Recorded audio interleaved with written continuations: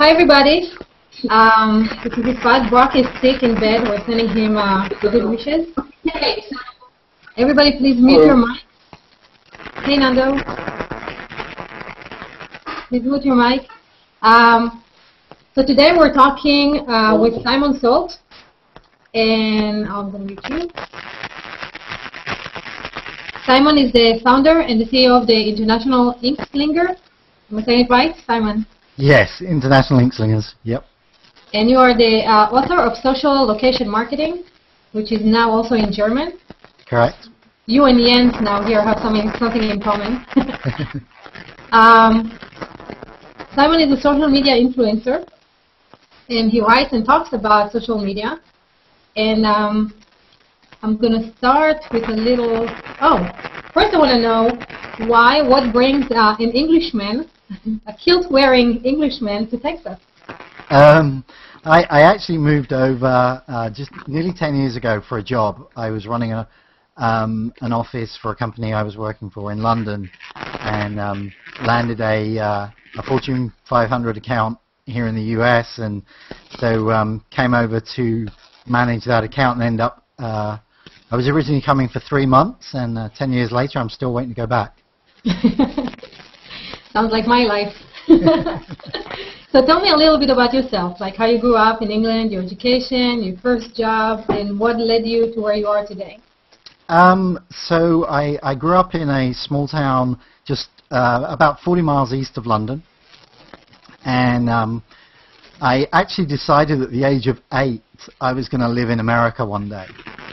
And I can still remember the conversation. There was a group of boys, you know, who just standing around on a street corner, shooting the breeze and deciding what we were all going to be when we grew up.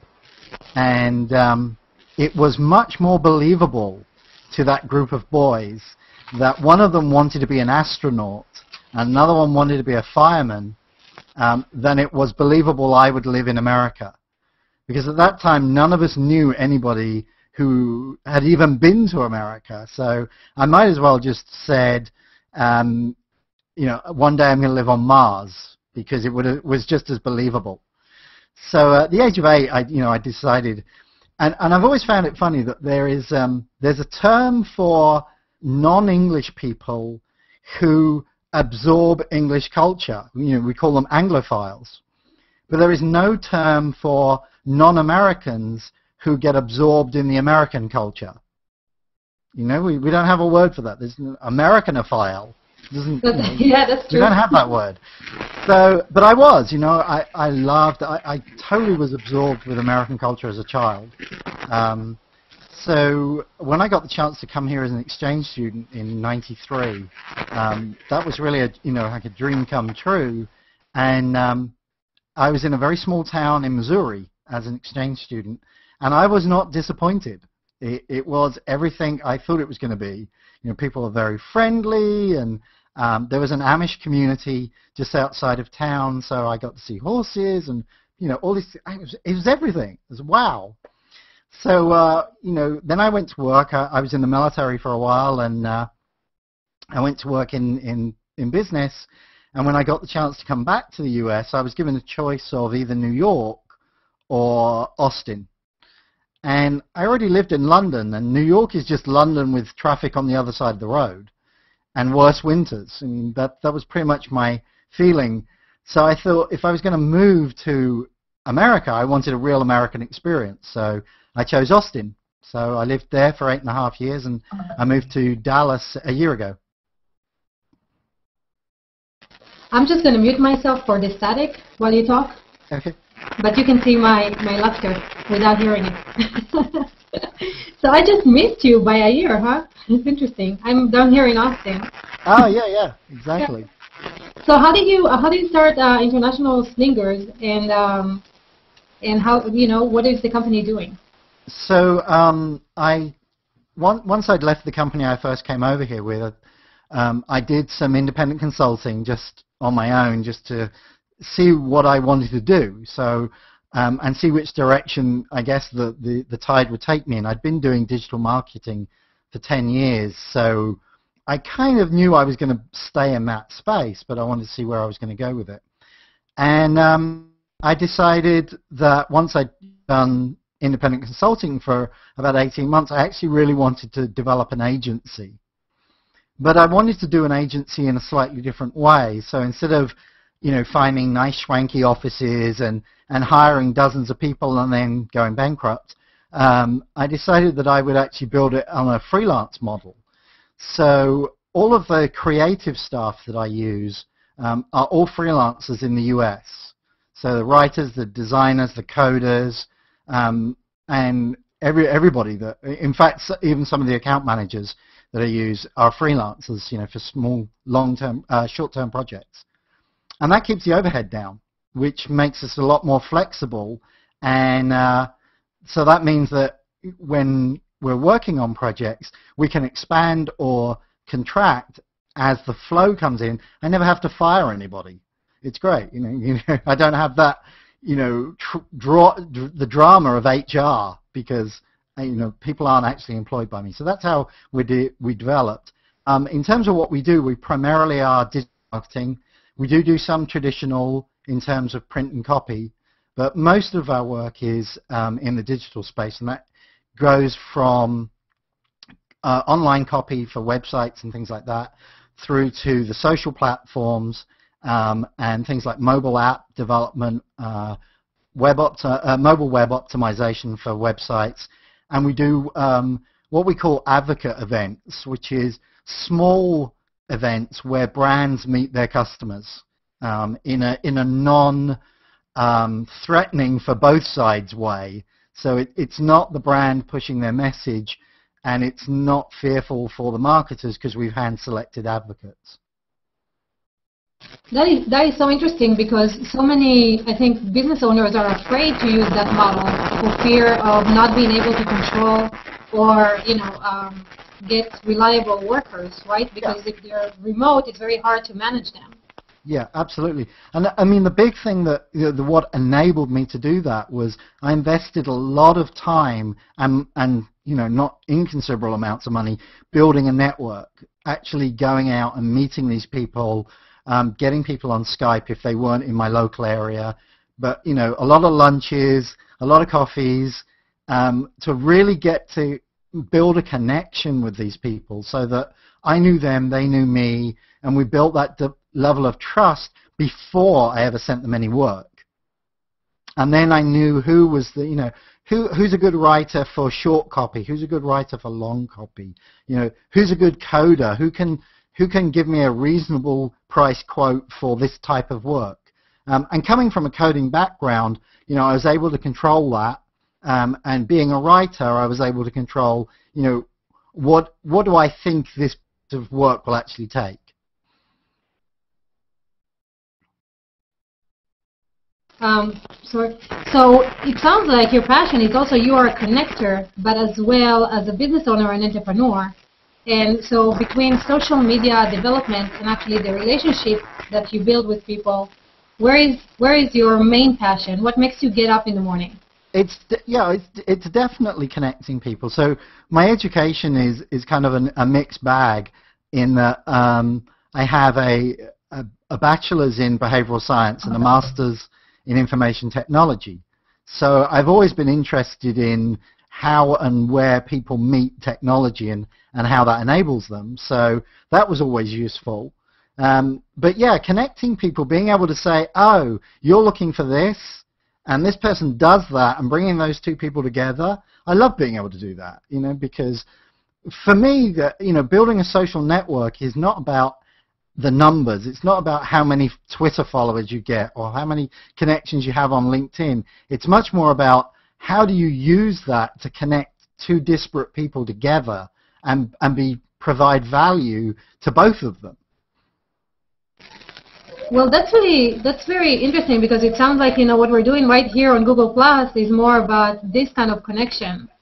And so I'm wondering how. Let's talk about the article you just wrote about the Roman Empire and social media. Yeah. Tell me a little bit about that, and tell me if how do you feel inside Google Plus? Is that going to be one of the outputs that you're going to keep? Yeah. So the post for those who haven't read it, and shame on you if you haven't read my post. Oh, it's terrible. Go and read it. No, but seriously, the post this morning was about the fall of the Roman Empire and the way that social media has become, for most of us now, and especially business owners, unmanageable in its size, because we're being told constantly, oh, you need to be on this platform, you need to be on this platform. And you know, as a social media advisor and advocate, I was one of those people that, you know, a few years ago was telling people, well, this is the model you need. You need a hub and lots of spokes. And some people refer to that as the outpost model. And it got me thinking this morning about the fall of the Roman Empire and why it fell. And part of the core reason the Roman Empire fell was it became too big to be managed from one place. It had so many outposts. In fact, it had outposts in every part of the known world at the time, and it couldn't supply those outposts. And also the trade that was supposed to come back from those outposts wasn't coming back. It was staying locally. And so if you think about that in terms of social media, that's what happens to a lot for businesses. You're trying to provide content to all these different outposts. And what do? We actually resort to the lowest common denominator, which is we generate one piece of content and then we just cross-post it everywhere. And it immediately it loses value and it diminishes our brand equity. And the value that's supposed to come from those outposts, which is traffic back to our hub, doesn't happen because people consume our content and they see it and they say, well, I've already seen that. Well, I don't need to click on the link. I saw that on Facebook, or I saw it on Twitter, or I saw it on Google+, or I saw it on YouTube. You know, why do I want to see the same thing over and over and over again? And so unless you have the time to create a unique piece of content for every single one of your outposts, in which case you either need an entire team just dedicated to generating content, or you're going to focus just on doing that, you're not going to run your business. Because unless you're in the content production business, like I am, then you don't have time for that. You know, you're selling whatever it is that you're selling, you know, coffee or bikes or whatever it is that you do for a living. That's your business. That's your core business. The rest of it is just dressing. And if you're spending all your time on that, you're not getting your work done. So my feeling for 2012 is, certainly from a user perspective, we're going to thin down what channels we use, because we can't. There's so many now of places to consume content. And if that happens, as content producers, we have to thin down our outposts. And we have to start to focus. And really, the way we're going to start focusing is looking at the numbers. You know, which platforms drive me most content, most traffic, and of that traffic, which traffic converts to whatever it is I'm trying to get them to do. Whether that is get them to subscribe to an email list, get them to buy a product, whatever it is I'm trying to get them to do, and whatever reason I have for driving that traffic back to my hub, then those are the platforms I want to focus my content at, and those are the outposts that I really want to cultivate a community around. So it sounds like you're actually speaking against automation. I'm very against automation. I've been writing against it for about 4 years. I don't like cross-posting tools because it does dilute your message. So I'm not against cross-posting. So there's a difference. If you want to post a link to your blog on Twitter, and you also want to post it on Facebook, and you also want to post it on Google+, that's fine. I get that. But craft the message that goes around it for that audience. Know what your, rather than thinking, oh yeah, I'm really clever here, what I'm going to do is I'm going to use Hootsuite, and I'm going to write a 120-character message. That way it can be retweeted on Twitter, and it can also, you know, that same message will make it to Google+ and Facebook. And no, don't do that. You know, Facebook allows you much more. Google+ allows you much more. So craft a message around those platforms. Sure, Twitter, 120 characters, that makes sense. So, you know, try and be, and that's where I'm saying, you know, you don't really have time to then also be everywhere else that you're trying to promote. So your prediction for 2012, out of all the outposts, the possible outposts, what do you think people should concentrate on? Definitely Google+. I mean, you know, it kind of makes sense. We're all here at the moment. But yeah, Google+ is only going to get stronger. Its integration with other Google properties just makes sense for you to make this an outpost. And the fact that it can be short form, mid form, and long form, it's so adaptable. And as the platform evolves and allows for things like multiple links inside a post, so that you can post a picture, a video, and a website link, and I think that will happen, it's almost becoming not a micro blog, but not a full blog. It's a whatever we want to call it, like a mid blog, where you can really have thought-provoking commentary. So yeah, definitely Google+. Yeah, I love that. Demi-blog, yeah, that's a great word. Facebook is not going anywhere, and anybody that's going to ignore Facebook is you know, definitely missing. But you have to think more cleverly now about Facebook, especially with the IPO. We're going to see Facebook controlled by shareholders, and shareholders, especially the institutional investors that will buy Facebook shares, don't get social media. They're not really interested in social media. They're interested in profit. So we're going to see Facebook having to play that middle ground where they want to keep users, but they've got to keep their shareholders happy.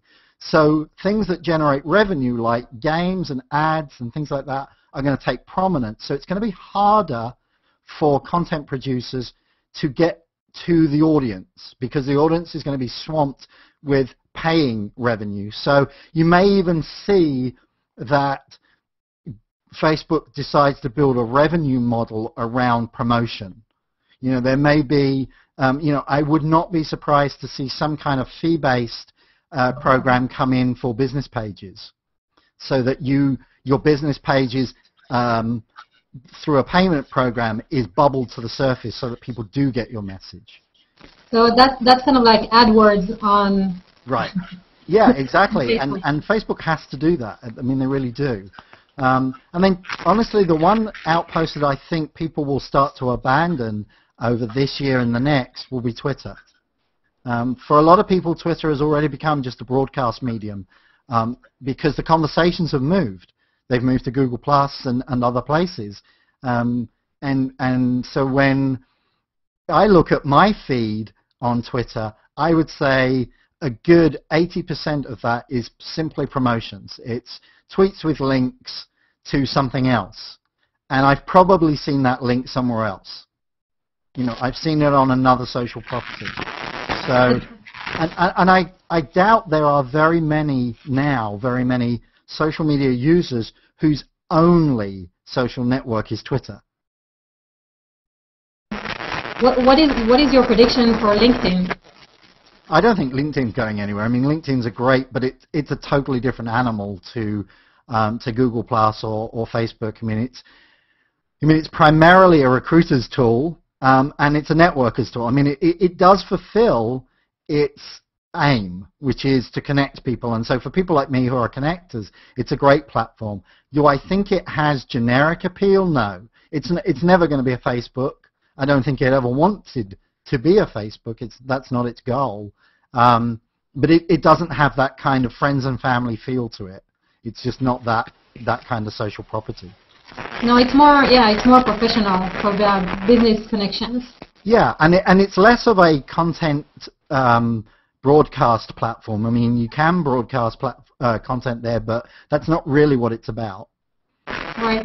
So, Simon, a personal question. What's a typical day in the life of Simon Salt? What's a typical day? Well, I'm very lucky. I work from home, so the commute to the office is very short. Takes about 2 minutes to walk from the kitchen here. So I tend to, I actually use a tablet in bed when I first wake up. So I usually wake up around 6 a.m. and the first thing I do is reach for my tablet and I check email. I check notifications coming from from the various social platforms like Google Plus and Facebook, etc. I then check Feedly, which is my reader of choice, to see what is top of the blog news for that morning. And I will sometimes get blog post inspiration from that. I also use Feedly for content curation. So I have a variety of blogs and online magazines that I follow, from things like Make, which has nothing to do with social media, motorcycles, guns, all my personal lifestyle interests. And so I go through those as well and see if there's any good content worth sharing. And so that I use Read It Later from the tablet, and I'll just save a whole queue of content that I want to share later in the day. And then, so that maybe takes me about an hour. Then I finally get myself out of bed and get the day going. Then I come into work, I'll check email, reply to emails, and then usually the day starts with a couple of hours of writing. If I'm not already working on a project, I'm usually writing for something. Either it's a post, I'm writing for one of the other content outlets that I write for, or I'm writing for books. So it sounds like you're more than actually managing your company, you're also working within it. Absolutely. Yeah. Is that something you wanted to do, or is it something that you want to grow out of? No, absolutely. I would never ever want to take my hands off the keyboard and just be a manager. I was very fortunate in that the startups that I've been involved with prior to this all have the same ethos. There are no there are no non-productive people in this company. And that's an ethos I carried over to Slingers. Everybody, does something. I don't have anybody who is just a manager. Everybody has to produce something at the end of the day. So, I'm very hands-on. I don't outsource client meetings. I go to every client meeting, whether that's a small client or a very large client. I will go to them all. Sorry, I'm just going to answer this question. Best time of day to write? When I'm inspired. So I try and be disciplined and write, like I say, for a couple of hours every morning. It doesn't always happen, and quite often I will write for 2 hours in the morning and delete it all at lunchtime, because I just look back at it and go, God, what was I thinking? Last night I was writing in bed at 11 o'clock with a laptop, so I'm laying in bed, I'm supposed to be going to sleep, but yeah, I suddenly got inspired and churned out 3 or 4 pages of actually what I felt was good copy. So it's just I try and be disciplined about it, but quite often I succumb to the starving artist excuse of when the muse takes me. I think that's when you produce the best material. No? I hope so, yeah. What is, if you were to tell anyone, now what would be the thing you're going to tell anyone considering an entrepreneurship today? What is the one thing that they need to have? They need to be a little bit crazy to want to do it, because it's not easy. And anybody that wants you to believe that being an entrepreneur is easy and it's great, you get to work from your home in sleep pants. Yeah, that's great. That's a nice thing, but it isn't what it's really about. It's a lot of hard work. And if you've worked in corporate life and then go out into being an entrepreneur, there is a ton of things that you will miss. All the admin support. I don't know if you've seen, for those of you who are in the US, there is a commercial running at the moment, and it's so good that I think it's for a bank, but I can't remember because I love the commercial so much, I don't actually notice the product. And it basically, everybody in the office is called Dave.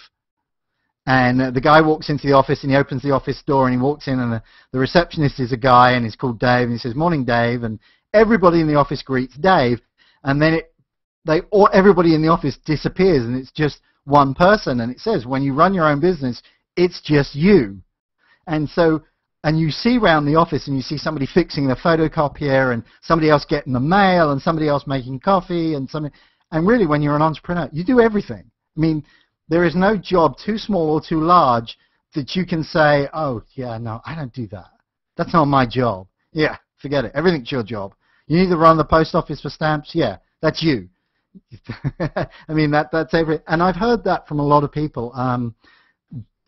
Jeremiah Aoyang, who now works at Altimeter, who was a Forrester analyst, left Forrester to go to Altimeter, which was a very small company at the time. And he said on his first day, he tweeted, "I just found out who gets my coffee. It's me." And myself.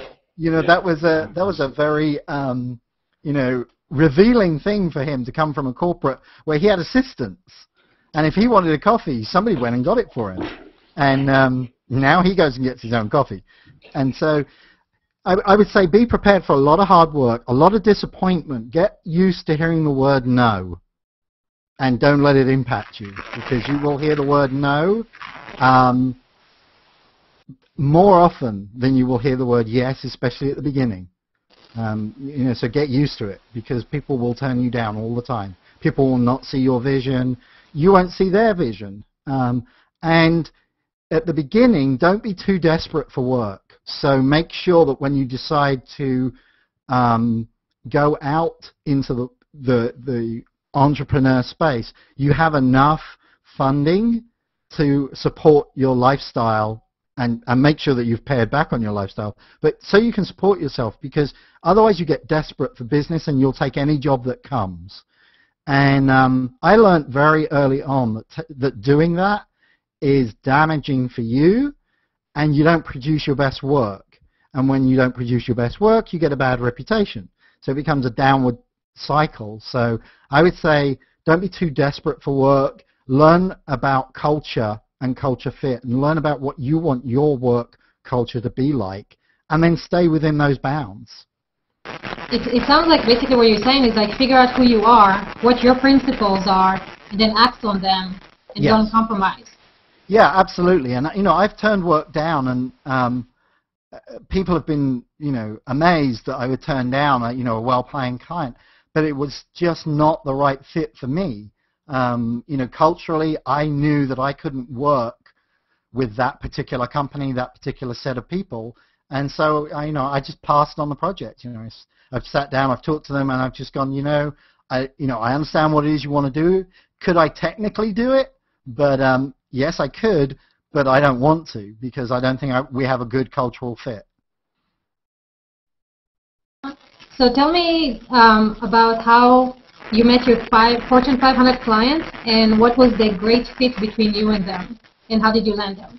Sure. So they came to me having seen my content, and this is going back almost 4 years now when I started the company.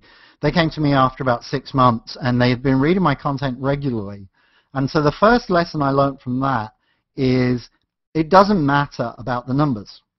So everybody will tell you about content, and they'll say, you've got to drive towards, 10,000 views a day. No, it doesn't matter. If that one person is in a position that reads your content to hire you, then it doesn't matter if it's only one person a day that's reading your content. It's about who's reading your content, not how many.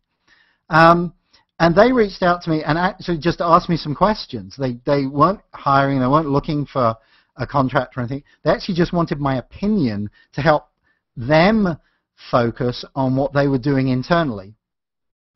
And so I answered their questions. I didn't actually know what their job was. I was connected to them via my social network, and as I said, I'd spent a lot of time and investing in my network and really sort of going out and meeting people. I didn't realize how far that network had spread, and so you start to get to the point of friends of a friend of a friend, and you start to get those ripples noticing.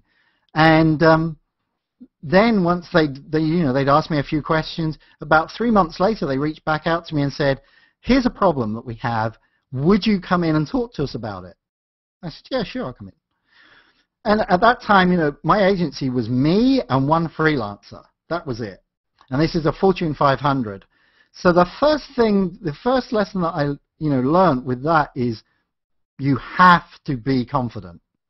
You have to be confident. You've got to go into that room and act as though you are an agency of 500 people, and there is no problem too big that you can't solve. With that said, you also got to be realistic, because, you know, I've seen small businesses take off with their success and then collapse under the pressure, because suddenly somebody turns around to them and says, we really love these and we need 10,000 of them by next Friday. You know, and it's 3 people trying to put widgets together, and there's no possible way they can do that. You know, so they lose a contract and it all goes downhill. So you do have to have some limits, but you have to go in with the attitude of, I can do this. Nothing is going to stop me. I don't care that you're a Fortune 500. I'm just going to treat you as a person, just you and me in the room. Because when it comes down to it, you're not in there with the board. You're not in there with the CEO of a Fortune. You're not going to, as a small agency, you're not doing that presentation. Not on the first visit. You're going to meet the manager, and you may not even be meeting the manager that has the budget. You're just having a conversation. So I went in, I sat down with them, had a conversation. They told me then they were looking at 5 other agencies that, you know, had all bid on this work. So that's fine. Tell me what you feel is the best asset that those 5 agencies bring to you. And the agencies, they didn't give me their names, but I got the sense they were all a lot bigger than me. And the one thing that I was able to convince them about was, that's great, but you're going to be one project amongst hundreds. For me, you're a Fortune 500. You are my #1 customer. If you phone me, I will answer the phone. If you need me here in the office, I will be here. Night and day, 7 days a week, 24 hours a day, you get access to the owner of the company. That's me. I'm also going to be your account manager. I'm going to be your project manager. I am going to do absolutely everything I can to make this relationship successful. And at the end of the day, that's what they bought. They bought the fact that it was a personal relationship, that I personally was invested, not just monetarily, but emotionally in that project, and I was going to make it successful. That's actually very interesting, because on the flip side, they could be very worried that you're just one person and you won't be able to handle it.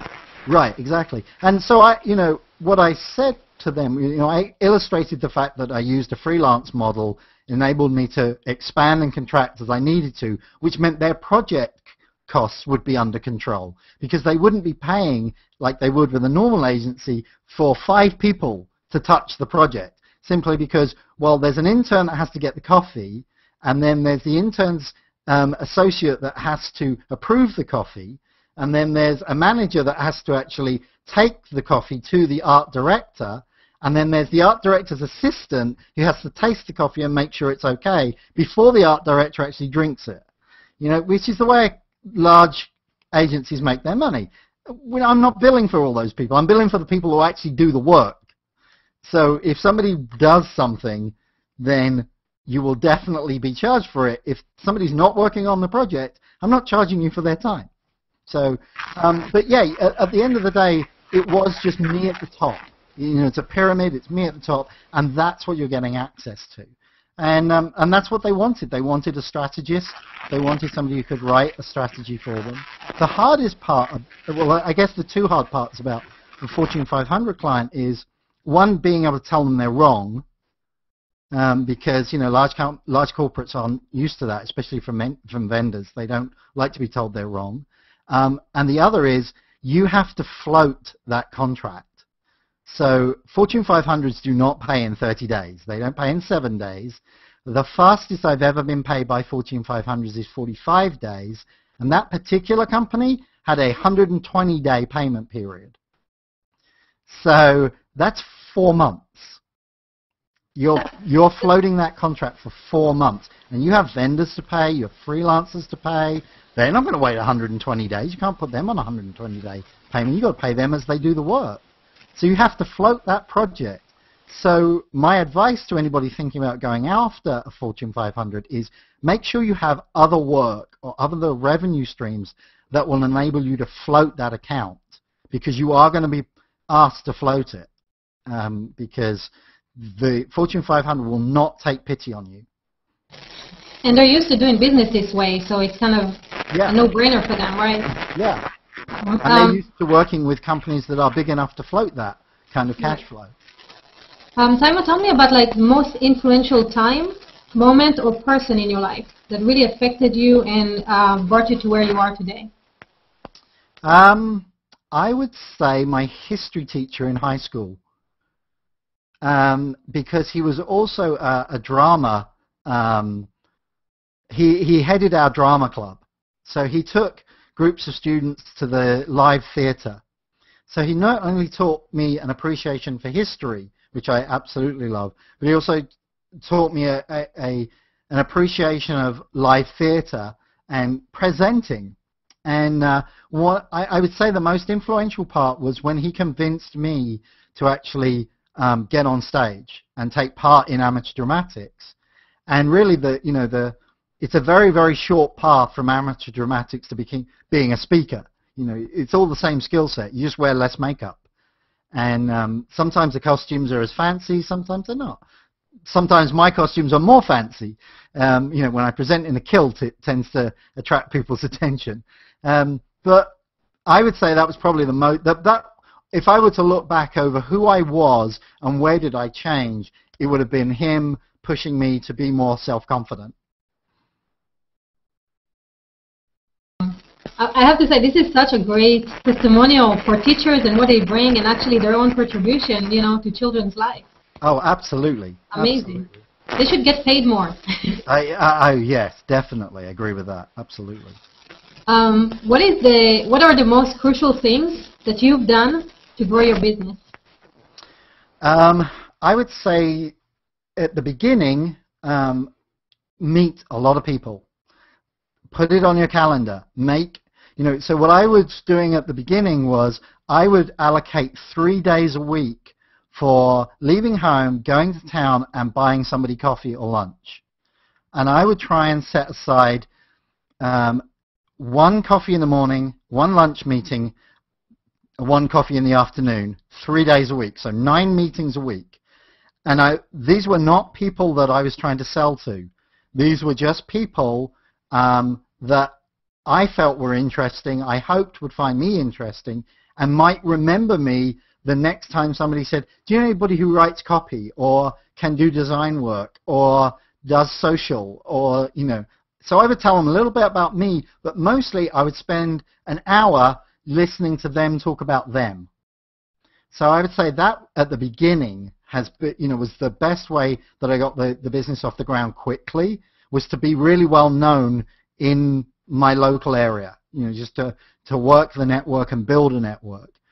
And then from that, this past year, starting to work with a publicist has been huge. I mean, that's really on the other 2 elements. So if I think about the 3 things that I do most, which is the strategy work within the agency, the speaking and the writing, which are the 2 other parts, having a publicist look after my speaking and promote me and do all the promotion work has been phenomenal. I mean, that's been a huge burden off of me, but it's also because, to be honest, and I tell people this all the time, I am really, really comfortable in front of a room of 400 people.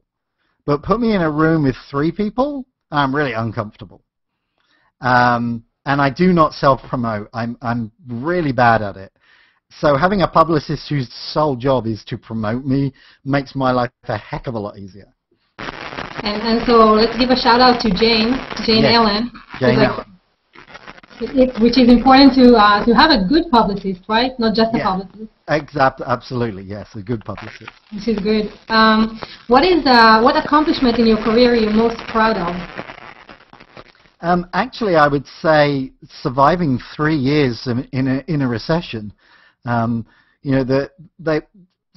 numbers will tell you is that if a small business can survive 3 years, it'll make it to 5. If it makes it to 5, it will make it to 8, and so on. And so the number gets bigger and bigger.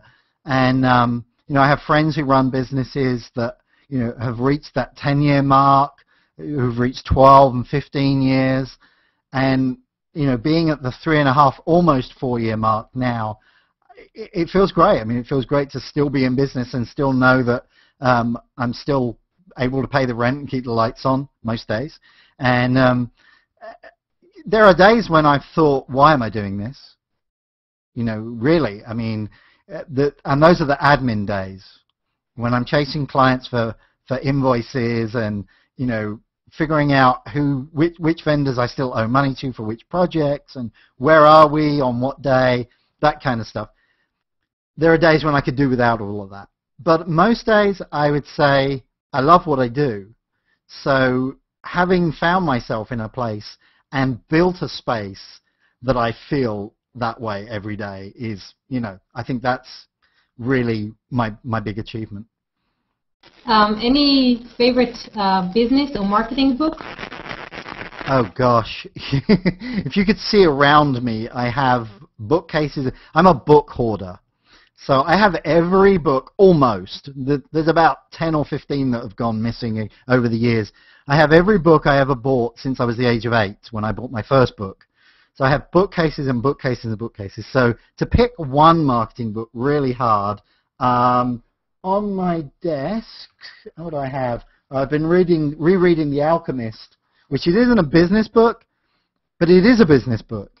Yeah. It's about treating people properly and being connected. For those of you who haven't seen it, it's Paulo Coelho, The Alchemist. And so that's a phenomenal book. The last business book I read, rather appropriately, Google Plus for Business by Chris Brogan. I just read this. A short read, but if you're on here and you haven't read this book, go and read it. Seriously. I've been doing digital marketing for a decade, just over, and so I come to sites and I pretty much know, I think I know the ropes. Oh yeah, I need to do this and this. I read that book, and off one page I found in just 5 minutes 4 things that I needed to change on my profile that changed the number of people who were circling me. And I thought I pretty much had it down. I really did. I was like, yeah, what's Chris got? I mean, I love Chris. He's a friend as well. And I was like, you're freaking out a book on Google Plus already? What am I going to learn from that? But I'll buy your book anyway, because you're a friend. And I read it, and I'm like, okay, this one page, 5 minutes, just paid for the book. So give me an example. What did he say that... so there's some obvious things. Make sure that if you have non-Google emails on your profile, make sure you verified them, because that builds trust. It has a little tick box next to it. It says verified email, so that people know if they click that link, it's actually a real email. It doesn't have to be Gmail. Put a link on your profile page to your About Me page, whether that is actually about.me or your contact page on your website or whatever it is you're using, but where people can make contact with you outside of Google+. Don't just rely on the, oh, here's an icon for Facebook and Pinterest and whatever, but actually have a link where they can just click and it takes them to that page. I mean, that's an obvious one that I'd missed. Make sure that those other properties in the right-hand side of your profile are named properly. Believe it or not, mine for my blog was actually called Blog. Yeah, that tells people a lot, doesn't it? Oh, blog. Wow. How about the name of your blog? Simple stuff like that, that really makes a difference. And then controlling the images at the top in the scrapbook folder. Think about what you actually want to appear in those 5 pictures next to your profile, because that's where they're pulled from the scrapbook scrapbook album.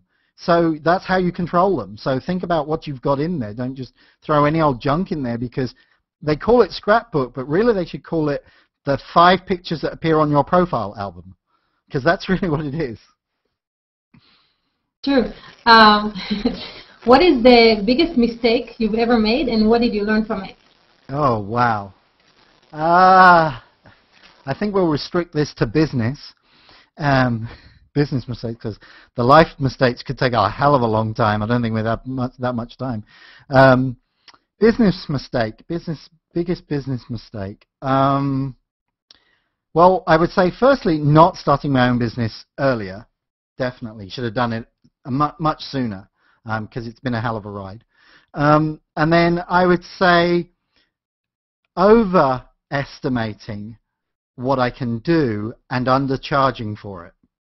because I was too frightened to price high. And so, I would look at what I was costing something at and go, nobody's going to pay that? Wow! And so I would cut it in half. And then I'd go out and I'd sell that, and somebody would go, God, yeah, wow, definitely, I'll pay you that. And then I'd do the work, and there'd be so little margin in it that I was getting nothing out of it. So price realistically. Learn what you're really worth, and do your research. Go out and find what other people are charging, and don't be frightened to charge at the top end of that bell curve. You don't have to be the lowest person in the market. Yeah, sure, you will miss out on some business, but you'll get more business, and the business you get, you'll have more margin in it, so you'll enjoy life more. Nobody likes working for nothing. Yeah, that's true. So on that, what's the worst business advice you've ever gotten? Say yes to everything. Okay. Yeah, seriously. I know a lot of people who's, especially in business development, whose approach is, the answer is yes, now what's the question? And Yeah. Yeah. Yes, somebody actually said that to me, yes. That's the approach you need to take, is the answer is yes, now what's the question? And that's a great way to drive yourself into the ground. I have to push back. People come to me and say, oh, do you do PR? No, we don't. Oh, but I'm just looking for a PR shop and I want to hire you. That's great. I love that you want to hire me, but I don't do PR, so I can't help you. I can connect you to the people that I use for PR, but I don't do PR. So, you have to know where your limits are. We don't do website coding. We do copy for websites. We do design for websites, but we don't code websites. We have people that I can partner with to do it, but people will say, well, can I do that? Can you just this once, just code? No, we're not a code shop. Not that type of code. We code mobile apps, but that's different. And, so you have to know where you're going to draw the line. You can't just say yes to everything. And that comes back to what I was saying earlier. Don't be too desperate. That's actually sounding a lot like people trying to chase the shiny objects and running in all directions and trying to be everything for everybody. Yeah. And there's a big difference between being everything to everybody and being a one-stop shop. I tend to think of us as a one-stop shop for digital, but we are not everything to everybody, and we can't be, and that's where the difference between being hungry and being desperate comes in. It's good for an entrepreneur to be hungry, and you should be hungry, but you shouldn't be desperate. That's great advice. What is the most rewarding moment that you've had in your business, and your greatest success, and why? Wow. Most rewarding was being able to persuade a Fortune 500 that they were taking a wrong approach, and being able to actually get them. So the problem was they wanted to centralize everything. They wanted a strategy that supported that, and they wanted their overseas offices to fall in line with that strategy. And once we looked at their problem and where they were, we had to actually convince them that having offices overseas doesn't make you a global business, which is what a lot of large corporates think, that because they have a presence in Asia Pacific and Europe, well, we're a global business. No, that's not what a global business means. And they weren't allowing for globalization. They weren't allowing for localization. And we actually got them to, I got them to rethink that and wrote the strategy that way round. So I would say that was one of my really big wins, and a really proud moment when they actually said, yeah, okay, you're right. We get it now. We understand why we need to do it that way. That is pretty impressive, because most successful business people think that they're successful because they already know everything. Yeah. And it's hard to actually tell them what they, what they're missing from the picture. So yeah, that is amazing. Yeah, I mean, I always tell people, people are always skeptical, especially with social media concern, and oh well, my 11-year-old nephew can do that, and I say, do you have aspirin in your medicine cupboard? And people will say, yeah, and I say, does that make you a pharmacist? That's excellent. I'm going to use that. It doesn't, great. So your 11-year-old nephew knows how Facebook works. Great. It doesn't make him a digital marketer. You know, we had a story about someone who was at the first page of Google, paid $100,000 to an SEO specialist, ended up on the 20th page of Google, and was never able to rebound from that. So that sounds like money well spent. Yeah. Please get me from the first page to the 20th page, and I'll give you $100,000. Reverse SEO. That's awesome. That's a whole niche there. This actually would be very good in reputation management, right? Yeah, exactly. Yeah, they would. Yeah, get me off the front page quickly. What's your favorite quote, Simon? What's my favorite quote? It's actually one I have on my desk, and I look at every day, by Somerset Maugham. Waiting to write makes you a waiter, not a writer. And so that's advice I like that a lot.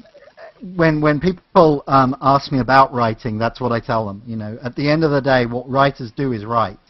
So if you want to be a writer, start writing. Don't start thinking about it. You just have to be a writer. Awesome.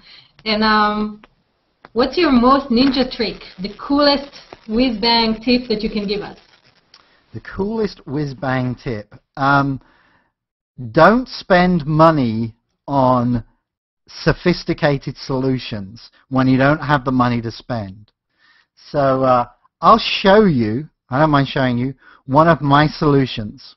So as you can see, I'm kind of lit, and I'm in a kind of studio setting. I'm going to pull the curtain back so you can actually see that a little bit. So here's one of my lights. Let's see if you can see this. Here's a light. It's just a lamp light. And as you can see, I have a tissue paper clipped to the front of it.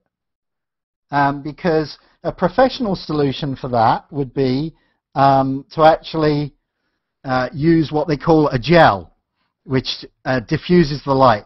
But actually, a light diffuser, a tissue works really well as a light diffuser, and a paper clip will hold it in place. And you know, the sum cost of that was zero because I had the tissues and the paper clips anyway. So I'm always looking for those kind of things. You know, you'll see all kinds of fancy setups, and they look great and they're amazing, but you can always find a way of doing it for free. And look for that way first before you go spend your money. That is some excellent advice, and it really shows your creative spirit as an entrepreneur. Yeah, free is my favorite price point, except when I'm pricing. I'm going to open it up to questions. We're trying to be done in an hour, so I don't want to hold you here longer than that. Anyone here who has a question, unmute your mic. No, we're good. Let me just. Yep. Oh, here we go. Yep. Sorry, I just unmuted my mic. No, I want to talk. I want to jump in there, Yifat, if I can. I'd like to ask you, Simon, as a writer, how do you feel about things that we're seeing, you know, Scoble and Mike Elgin and even yesterday Paul Culligan talk about how they want to use their social sites, their social profiles as microblogs, and then push everything back to their blog. I find as an SEO pro, I find that to be an extremely bad idea. I really don't like it, but I want to hear your opinion if you've taken a look at doing things the opposite way of what we've been doing, if that makes sense. Yeah. So it's sort of what I was talking about this morning about the outposts, and that's been a popular model for a long time. You know, write one place with a link back to your hub. And I think what they're talking about is dispelling the hub myth. And that's, you know, I tend to agree with that, but it depends on why you're writing. If you're a small business and you're writing as a content marketer and you're trying to drive people back to your website so that they make a purchase, then that really wouldn't work, and I would agree with you. But if you're a content producer and you've got the time to put into creating original content on lots of different sites, then you're getting your content out in different ways. So it's almost like being published by multiple magazines. And so from a writer's perspective, that's a good thing. Did that answer your question, Chris?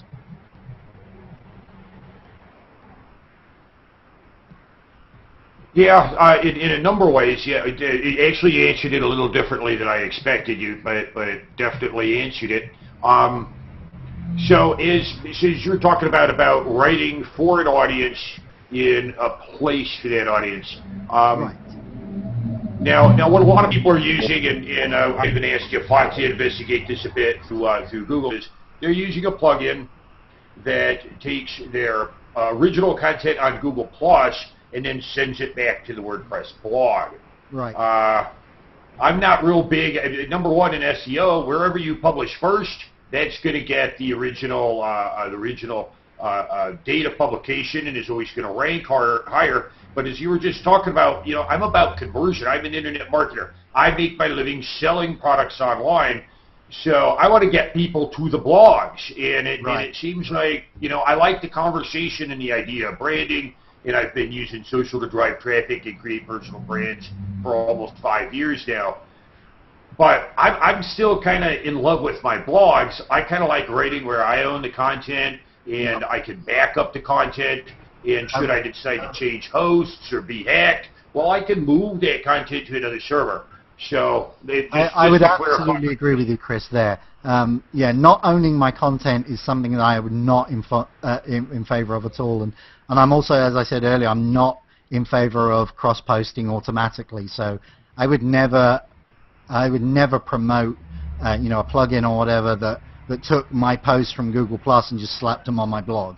Because apart from anything else, that's taking it out of context. I've written something for a specific circle or a group of circles, or even if I post publicly, I know the audience I'm trying to reach on Google Plus, and that's a different audience to the audience that my blog is trying to reach. Simon, you said that at the beginning, you went a lot and met people face to face. Yes. Do you do that now through Google Plus Hangouts? I do it through Google Plus Hangouts, yeah. And I think that's great. Obviously I use Skype a lot for business calls, but for me, you still cannot beat face-to-face. So, it can be tiring, the end of the work day, and really all anybody wants to do is put their feet up in front of the TV or the computer or whatever. But actually getting out to things like social media clubs and other digital groups is incredibly important as an entrepreneur. You have to go out and meet people one-to-one and then find out what they're doing. Take an active interest, because knowing what other people are doing and finding out more about what they're doing in your network enables you to be a better networker, because then you can make referrals, and that's where it comes back to being a connector. And the most powerful people in any network are the connectors. They're the people that everybody wants to know. There's a question from Nando. How did you find your niche? And if you have any tips on finding your niche?